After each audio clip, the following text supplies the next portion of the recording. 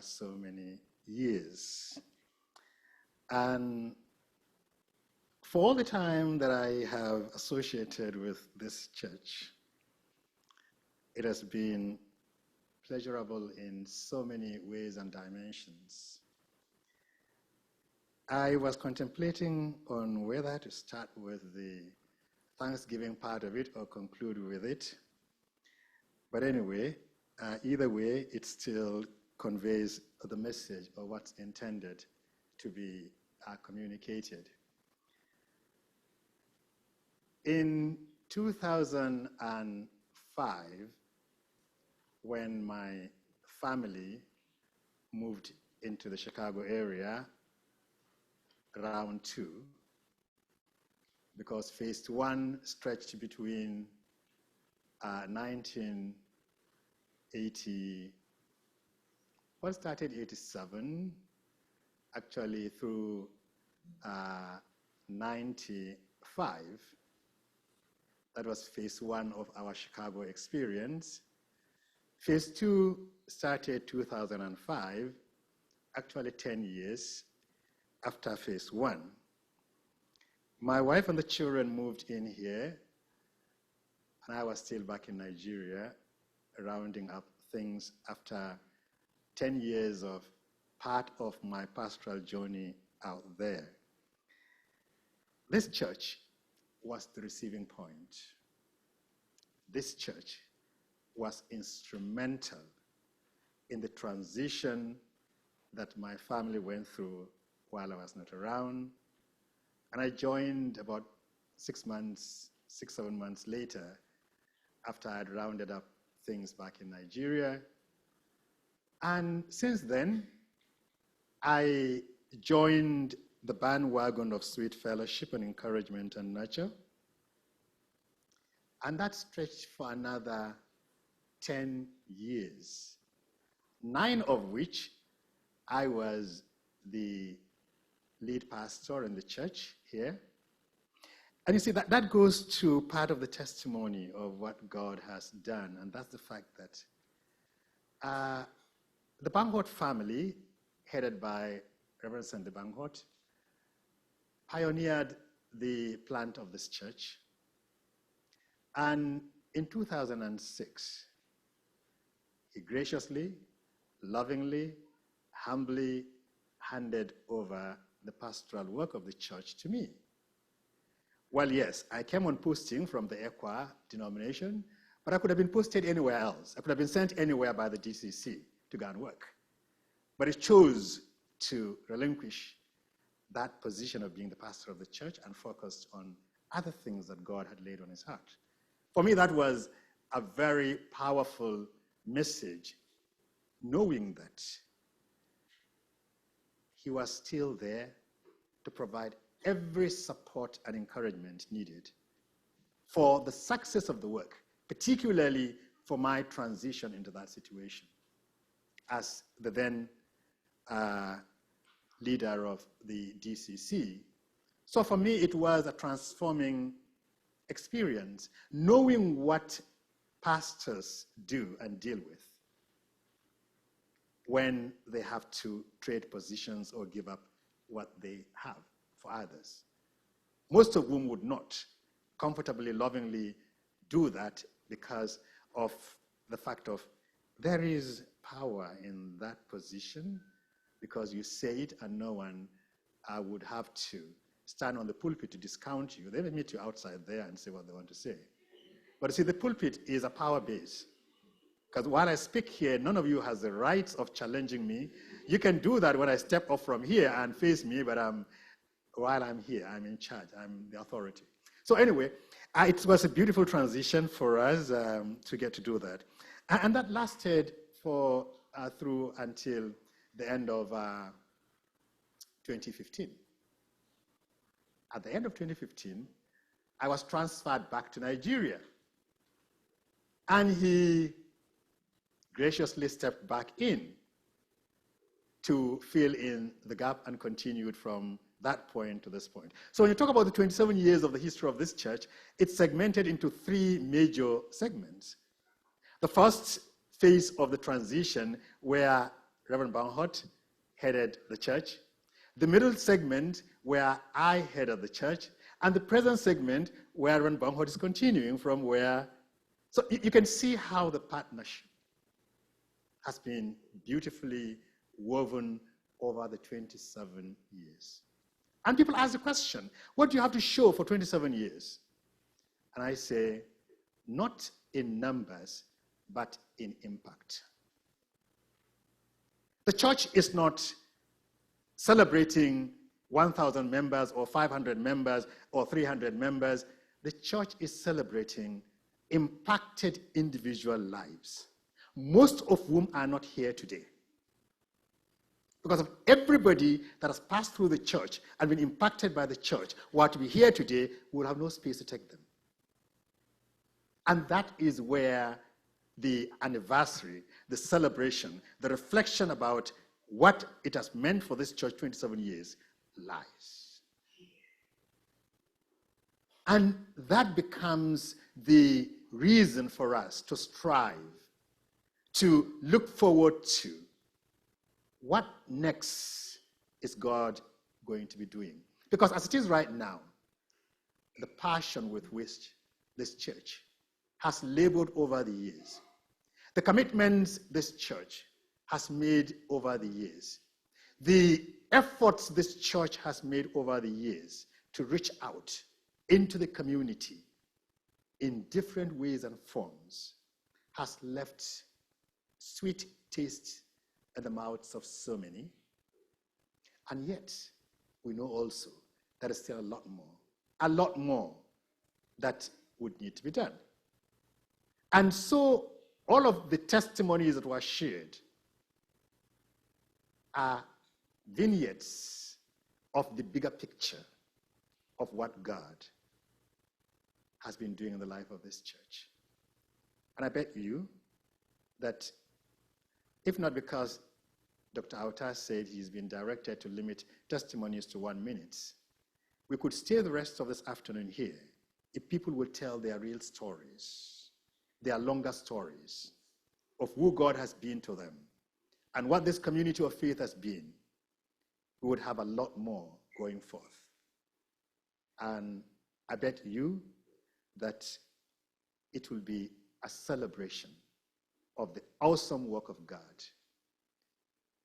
And this church has continued to be very instrumental, even long after I left here and went back to Nigeria on transfer, in supporting literally everything I'd been doing there, in prayers, in calls, in financial support, in moral support, in all kinds of ways, which is to show the continuity of that community, the fellowship, the sweet relationships that we can talk about. Now, I know some people will say, but you're saying all the good things. What about the bad? There are many bad things. But this is time to celebrate, not to mourn and to grieve and to reflect on those bad moments. There were bad moments, yes. Because otherwise we'd be lying. Because we aren't perfect. We are still struggling. There are pitfalls here and there. And yet, our focus is, how is God being glorified?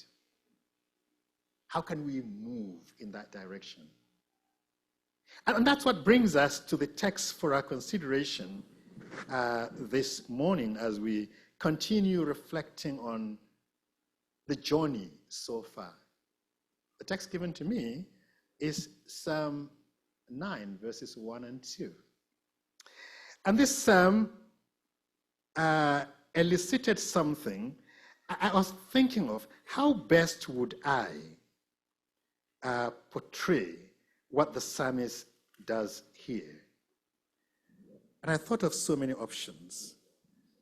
At the end of it, I came up with something that might sound strange, because it is an expression that leaves you wondering, how do I go from there?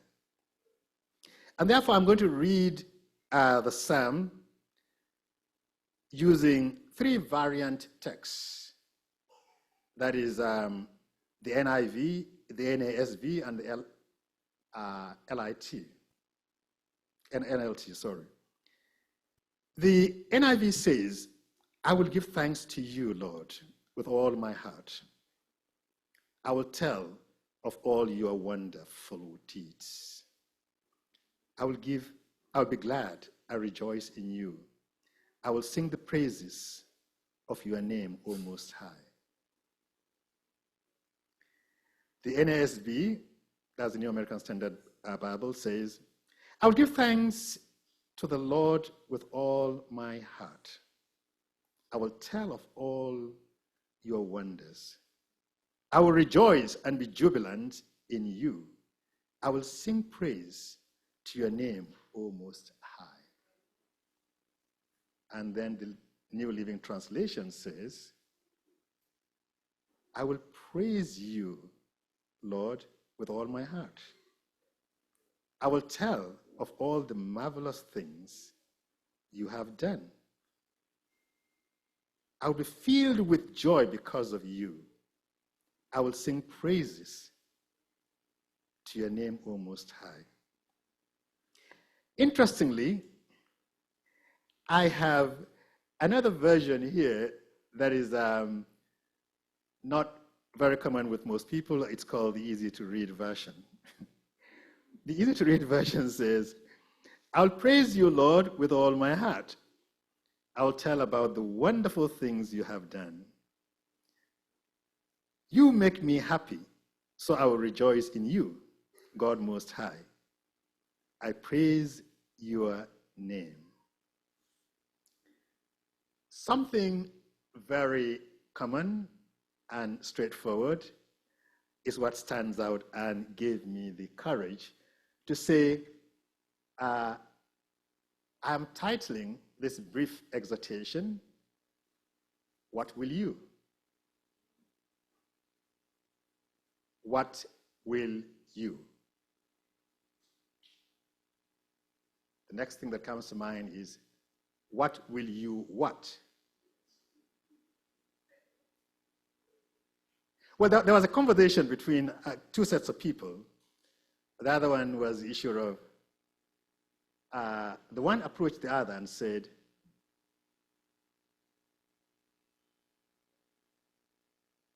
shall you? And the one who responded says, yes, shall you?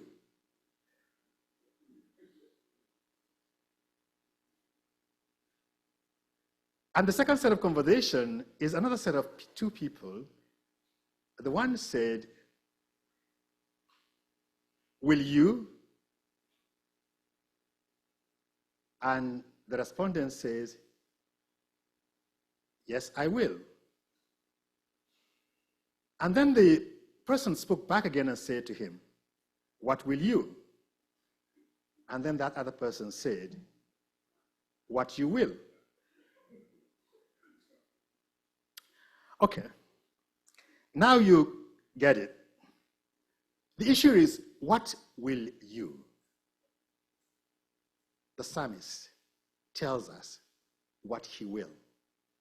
And I'm asking you, what will you? There are 4 parallel statements using the same kind of Hebrew way of phrasing issues that are painted here in the 2 verses. Each verse has 2 of those parallel statements, and it focuses on the concept of will. It's interesting when you look at the word will. It's both a verb, active or transitive. It also means a noun. But what is focused here on is not the noun component, but the verb component, which elicits about a number of meanings when you use them within context. But I'm going to pick up 2 of those stressed meanings, which is the fact that it focuses on choice, consent, and desire. That is what the psalmist is saying here. I am making a choice I'm expressing a desire, and I am conveying my consent on what my life dwells on. But it also says something that has to do with frequency. And that's where will also comes to play. It conveys frequency, customarily, habit, a chain of practices. So the psalmist is here not saying what I am convinced and convicted and desiring to do only, but he's saying this is a part of me. It's a habitual component of my very being. And therefore, whatever I'm saying is an expression that conveys not just the fact that I feel right now just doing it for now, but I'm saying that this is a continuing aspect of my life based on my experience, based on my relationship with the Lord. And somehow, it starts this text from the declaration before he now brings in the reason for the declaration.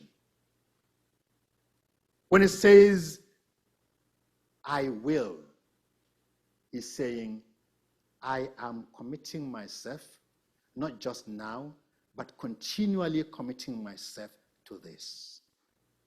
As a part of my relationship with the person who is central in this context. Now, not focusing on the experience, but focusing on the person who made the experience possible. And that is God for the psalmist here. And so the first parallel statement says, I will give thanks, and some translation will say, praise to you. Now, that is a statement. Now, it qualifies that statement with another phrase that says, with all my heart. Now, you can partially give thanks. You can, slipperily give thanks.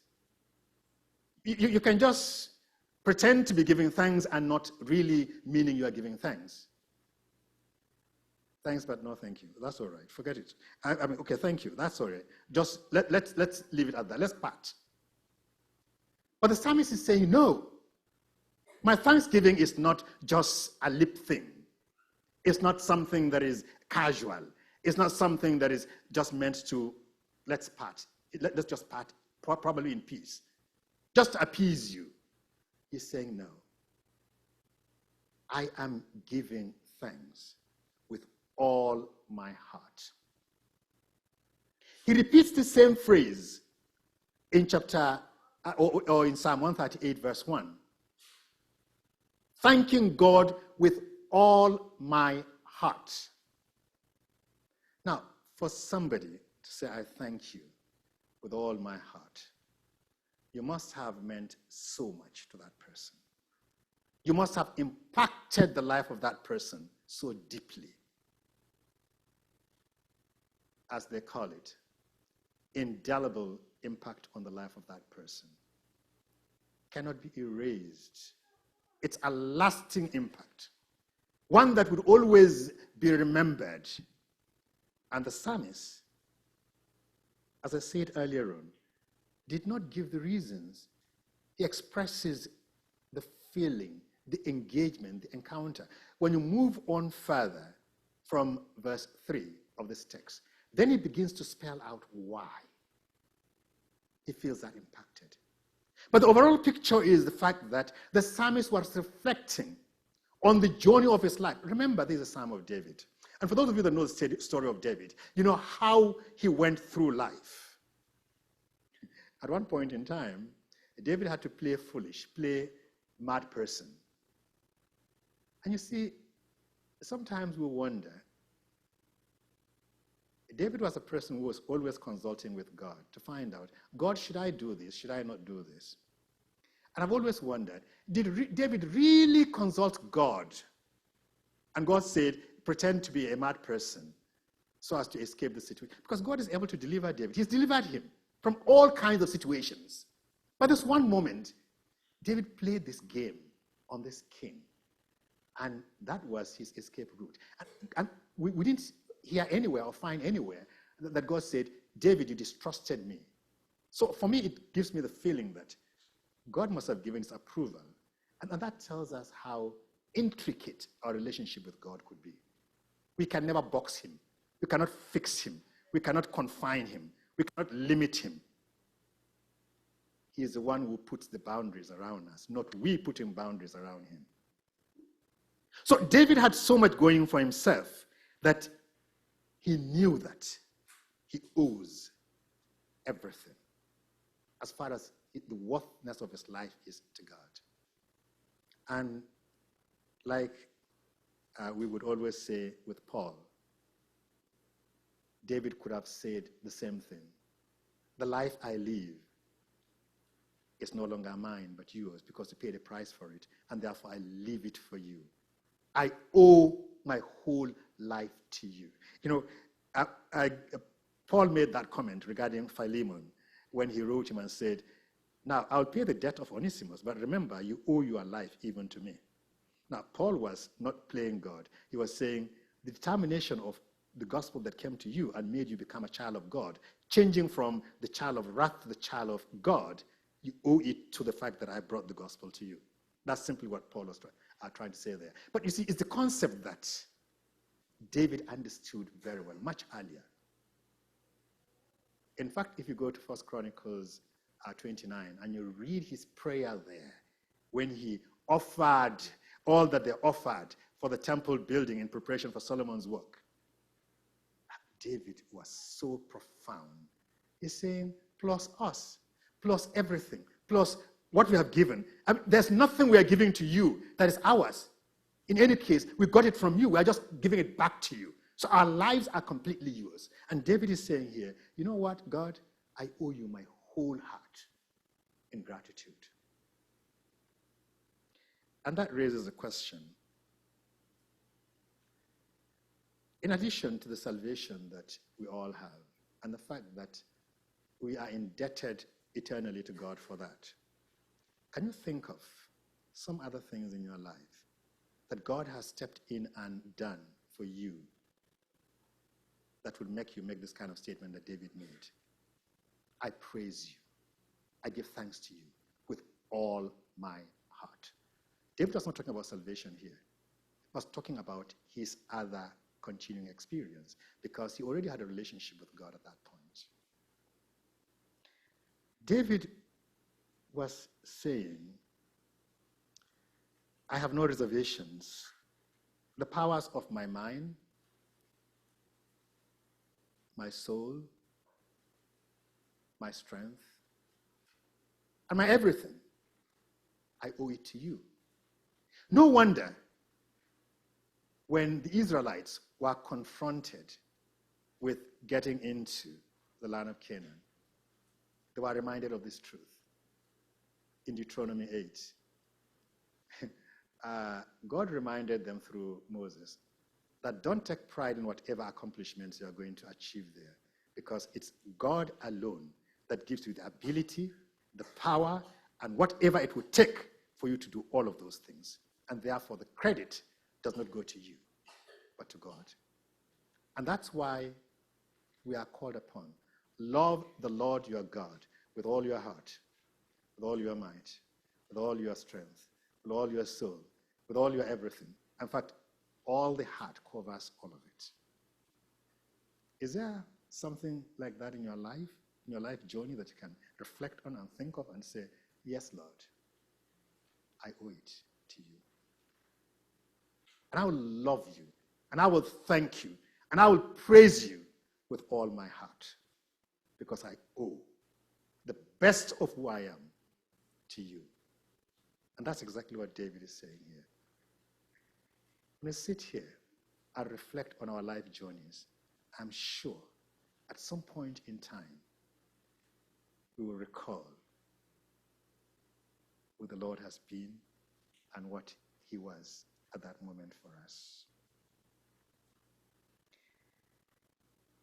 The second parallel in that verse goes on to say, I will tell, I will recount, I will show forth, I will declare all your marvelous works and your wonderful deeds. That's what the psalmist is saying. Not only do I appreciate, not only am I thankful, not only am I indebted for life to you because of who you are and what you have been to me, but it says, I will tell it. I will declare it. I will announce it. I will broadcast it. I will spread it out. I will let everyone else know that this is who the Lord is to me, and this is what he has done in my life. No wonder in Psalm 78, the Israelites were instructed, said, tell it to your children and your children's children, that they might tell it to their own children and their children's children, what the Lord has done for you, so that they will not forget about the mercies of God, the goodness of God, the wonders of God, and the moments of God's intervention in your lives. Because it is that recollection, that memory, that remembrance, that celebration that keep people on their toes, knowing that, as the psalmist would confess, says, there are many times my feet almost slipped off from the path of righteousness. But when I remembered the goodness of God, when I remembered what God has done, when I remembered how he has been with me through the challenges of life, I quickly recollected myself, gathered my mind together, and said, Lord, you are so good. I cannot think otherwise. I cannot act otherwise. And that's why the psalmist here is saying, I will tell it, I will recount it. And that's why the church gave the opportunity this morning for some of us, for all of us, to recount, to recollect, to tell of the wonders of God. Hasn't he done anything in your life worth telling? Hasn't he done something for you that you'll feel good enough to tell the story?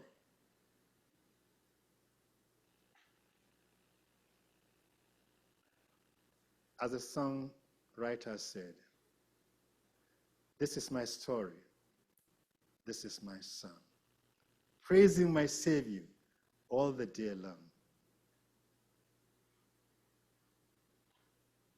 Maybe God has been so bad to you, that's why you don't feel you have anything to speak about his awesomeness and his marvelous deeds.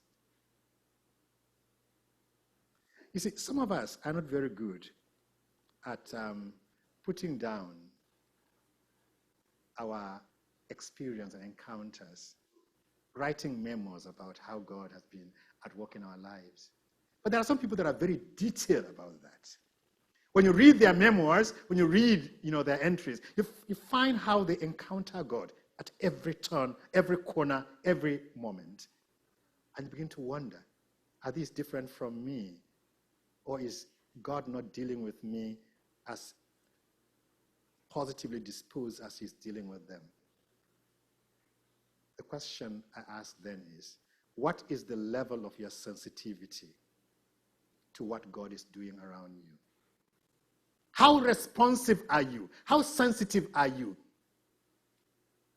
Are you able to take note of those little moments, seemingly insignificant moments that you may not even want to consider as worth anything, knowing that it is God's way of punctuating your life?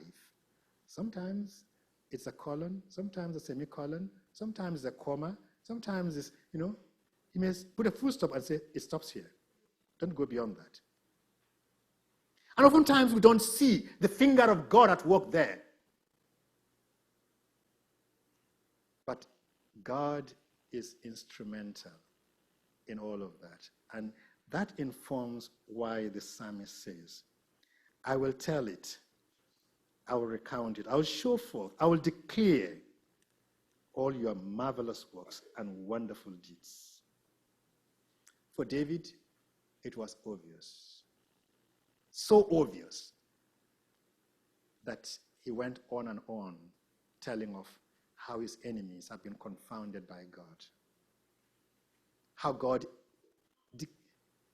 delivered him at moments where no one else could have done it. Nothing else could have happened to change that situation. Now, do you remember that Saul was a very skilled warrior? You remember how many times he attempted to take David's life? He didn't miss it. God averted it. Because Saul was so skilled that David wouldn't have stood a chance with him. That poor little shepherd boy, what does he know about warfare? And yet God was there instrumentally delivering David all through. And David remembered all of that. It's he who enjoys mercy that knows how to give mercy. There are many of us that don't seem to appreciate the mercies of God, and that's why we have problems extending mercy to other people. If only we could. And that's why I said, what will you? David said, I will give thanks and praise God. I will tell, I will recount, I will show forth, I will declare his wonderful and marvelous work. He went on to say in verse 2, I will be glad and rejoice, or exult in you, filled with joy because of you being in me.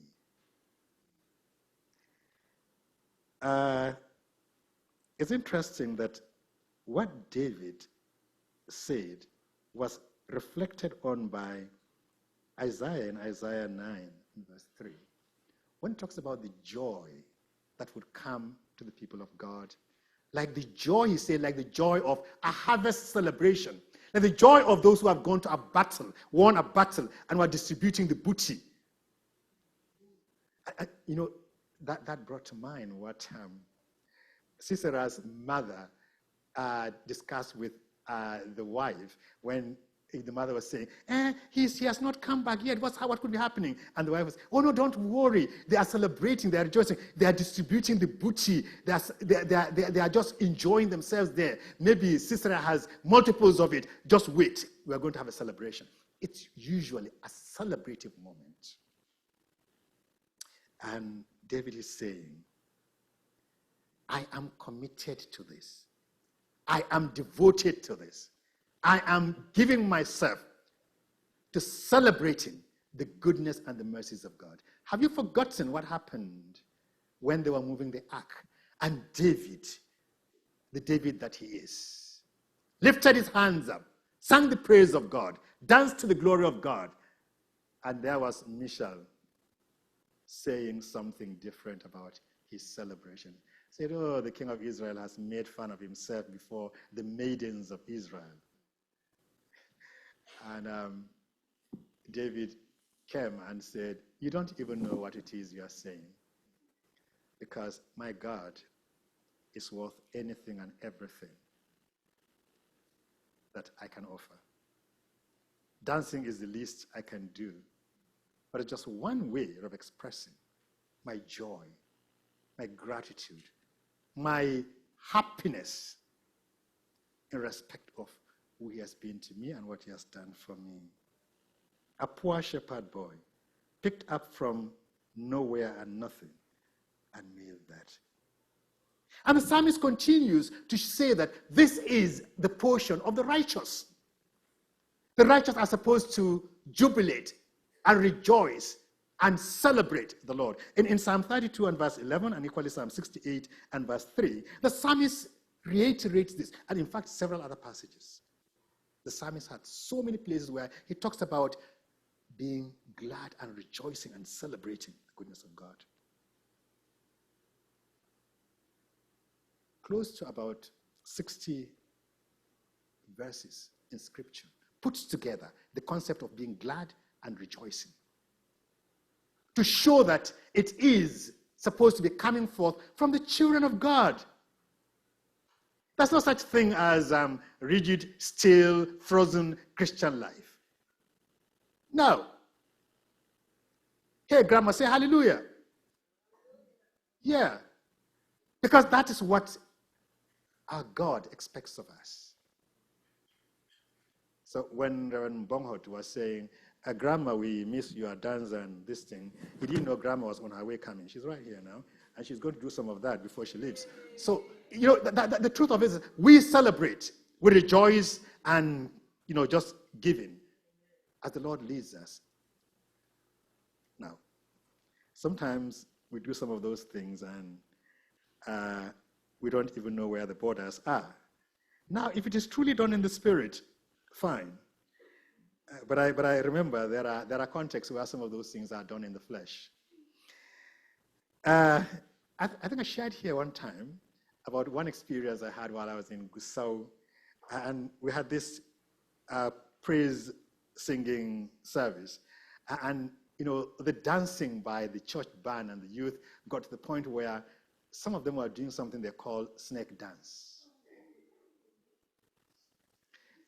Now, snake dances, they lie on their tummy, flat on the ground, and they're just wiggling like that on the floor and going, wiggling and going to the music.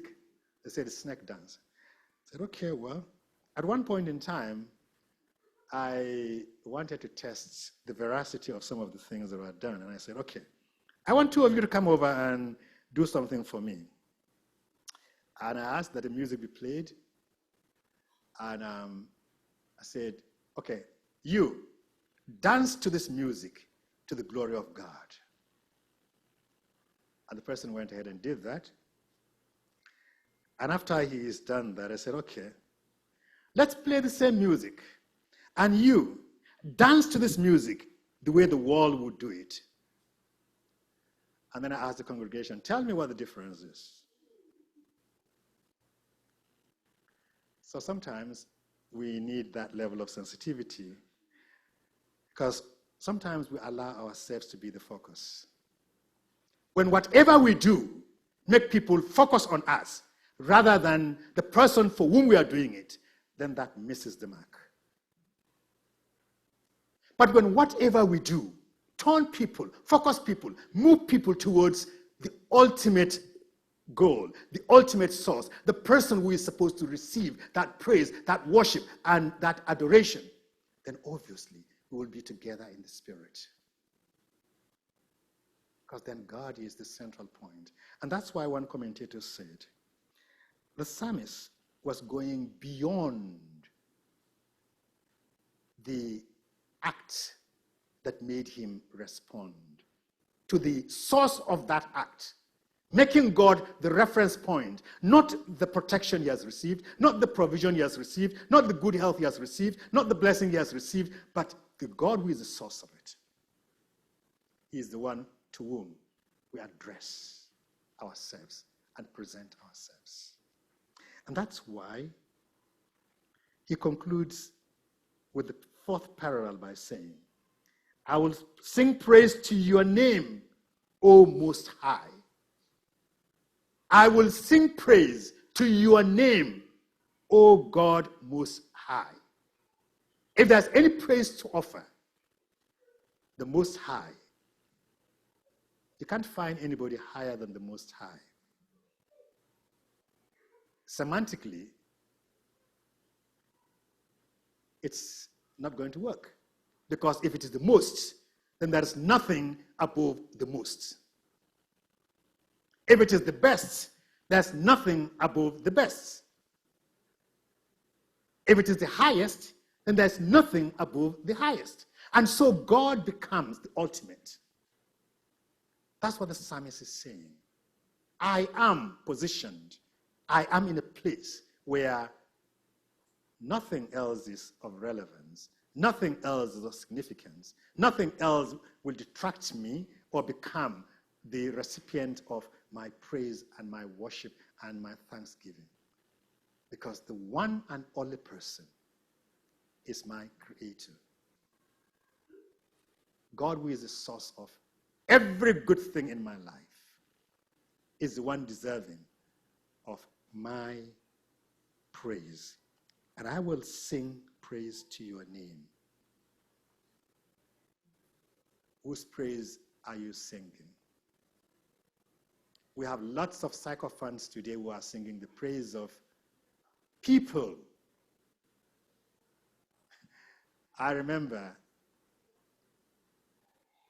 a couple of years ago,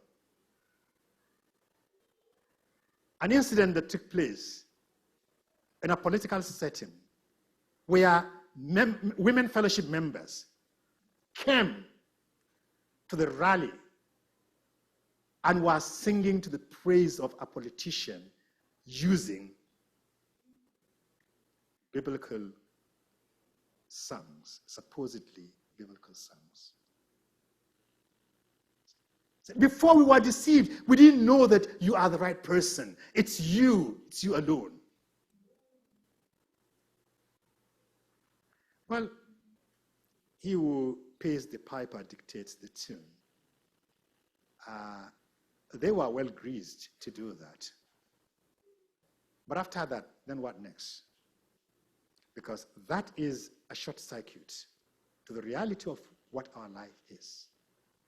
And if human beings become the ultimate recipients of our praise, our worship, our songs, then somehow something is missing.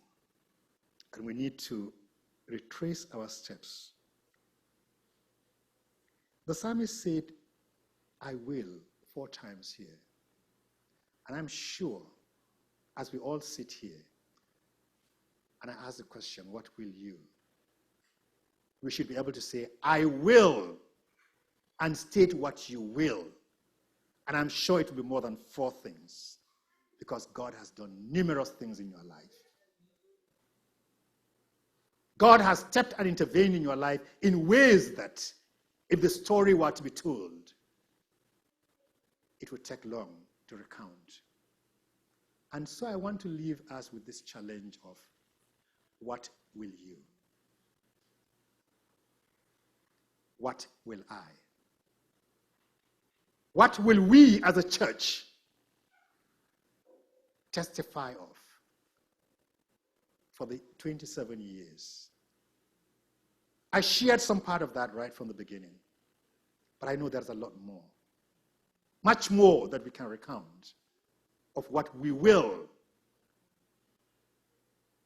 declare, praise God for, sing to his honor, testify about his awesome work. And I hope as we reflect through the rest of this day, we'll strive to do that. Find a little moment and reflect on the journey, whether yours is 1 month, whether yours is 1 year, whether yours is 27 years, or whatever it is. Give yourself a little moment and reflect.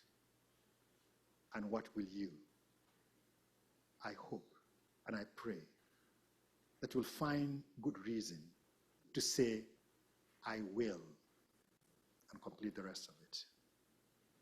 May the Lord bless us all.